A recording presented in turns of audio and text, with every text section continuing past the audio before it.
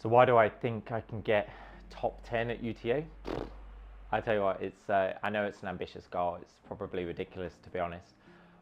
But there's a few things that I think are in my favour. First of all, I've trained on the course a lot. I know the course well. I did Hounslow as my first ultra, and then UTA 100K. I've done it a few times. And I still think I'm nowhere near my sort of potential. I'm only just getting there. The last 3 or 4 years, I've not been injured, which has been great. I've always been consistently been able to do 80 kilometers, 100 kilometers a week, every week. And I am a student of the sport. I love running, and I've absorbed everything from Jack Daniels, formula, to Jason Koop, David Roach's ideas that he comes up with every week. And then, just even things like Matt Fitzgerald as well. Some of these books that I've read and I've taken on some of their ideas, you have to sort of adapt it to yourself. I think the truth is there isn't one right formula. There isn't one right idea. I think all of them sort of show some improvement that you want. But I'm sort of looking at what are some of the athletes doing, what are some of the best doing, and how can I take that on board. I think sometimes the athletes are ahead of some of the sort of science that comes in, and some of the coaches know this. So there's a few things that I've been doing. First of all is my planning of my training.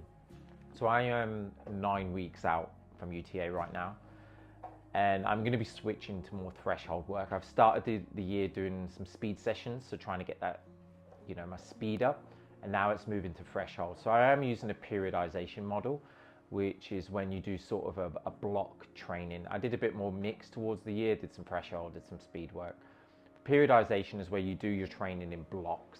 So you would do either intensity and then threshold. Now threshold is the point where you start producing lactate acid, and you have LT2, which is where you're producing way too much lactic acid. It's about 60 minutes at this point. It's basically your 60-minute race pace that you could achieve. LT1 is where the lactate's being produced, and this is where the energy is produced without oxygen, essentially. But you're still producing ATP, but lactate is a sort of byproduct. Now lactate isn't a bad thing. It's actually the hydrodions that are produced alongside lactate during the process that cause the acidity in your muscles. So it's all about being able to make that part of your body as efficient as possible. And also my zone 2, if you can push that end of zone 2 up and be able to buffer the lactate, it means you can run faster for much longer. And that's going to be the key to sort of my training philosophy over the next 8 to 9 weeks. I'm really going to focus on this, and then I'm going to get really specific about 5 weeks out, and that will be a lot more stairs. I'll be doing a couple of threshold efforts throughout the week, but I'll be increasing my volume, so it'll be like 130, 140, 150K in a week, and really getting my body adapted and ready for UTA miler. You don't get fitter by training. I know that sounds a bit ridiculous, but you get fitter what you do in the other 22 hours. It's how your body adapts to that training. So you have to ensure that you're recovering the best you can.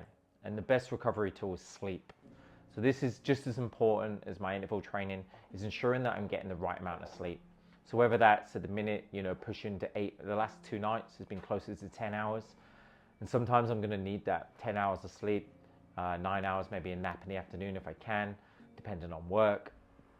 But making sure I'm going to bed at the same time, have a good nightly routine, removing the phone from the room, and just being able to just relax and have that downtime and making sure I'm recovered.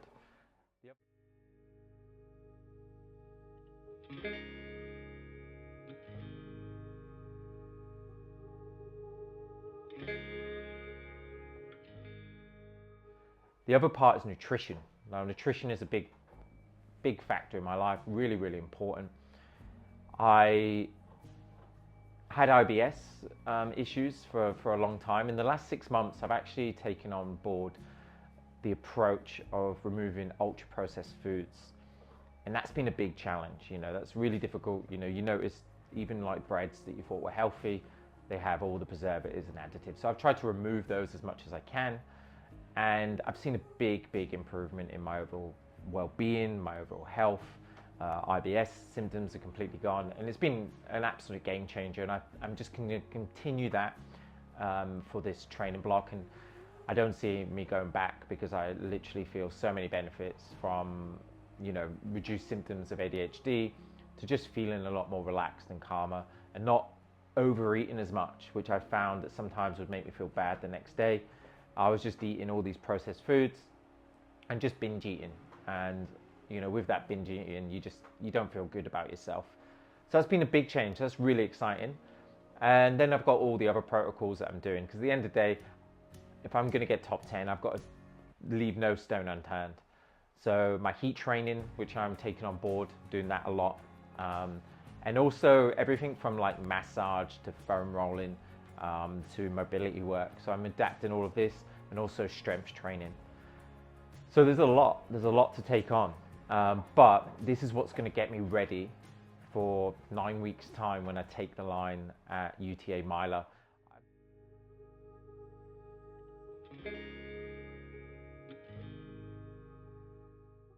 However, I think the biggest change that I've made has been hydration.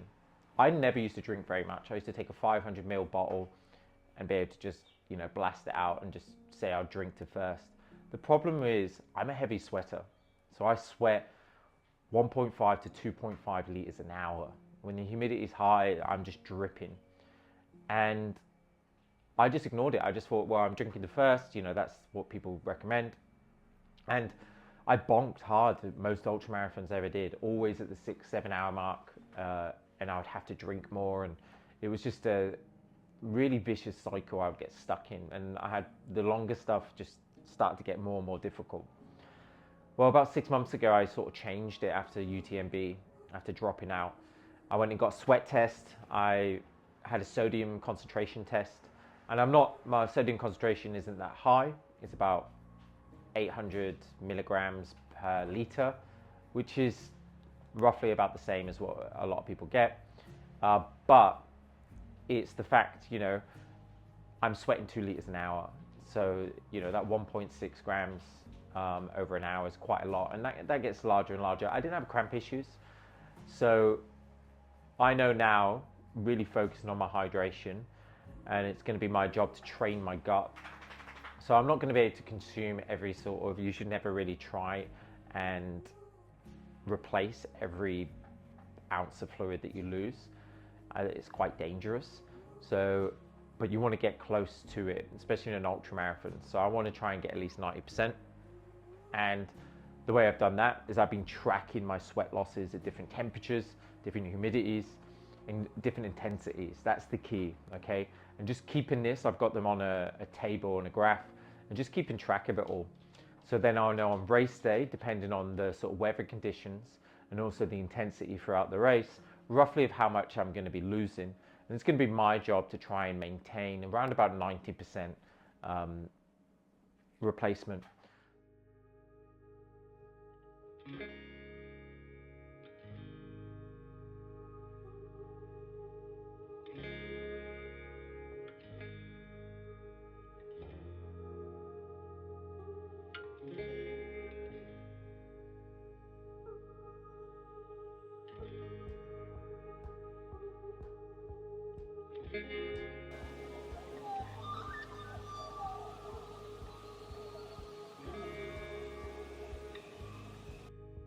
So overall, February was just one of my best months so far.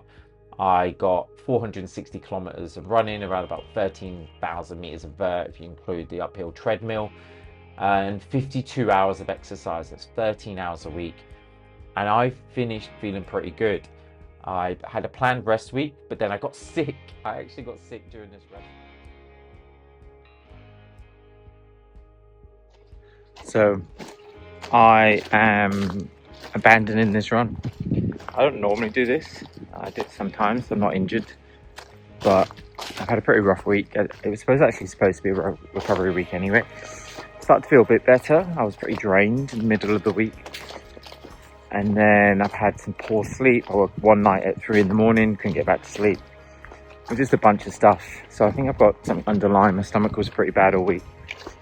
And I tried to run and I started off feeling really good, but around about 15k in, I just, my energy just fell from me. So I'm gonna take it easy. Now we've got some butterflies,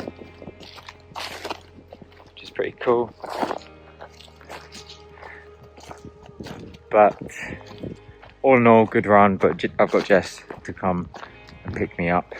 Sometimes that's what you got to do when you feel like shit.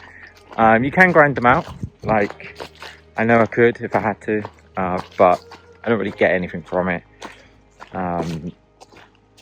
This week's not supposed to be a big week anyway. I got 25 kilometers in, 26 in my long run, which is still pretty good, and recover for the next couple of days and get back on it. I'm going to be doing a bit more threshold next week, controlled threshold. Heart rate's going to be very controlled, so I'm really going to push that up. So I'm going to get about an hour to 2 hours with my heart rate about 160. I'm going to do about just 70-80 minutes of it on the treadmill, and that's basically just to remove some of the muscle damage that happens when you move that quick. If I do it on a flat, I'll just be moving too fast. So yeah, that's my week, and not what I wanted to finish, but now I'm going to go and eat some noodles, and yeah, just plan my training, my next block, which will be 4 weeks leading into Jabalani, whatever it's called.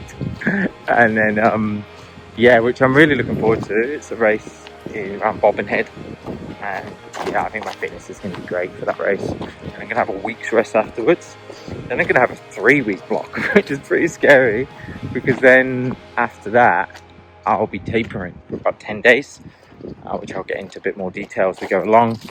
But yeah, that'll be the start, and then I'll be race day. So exciting times.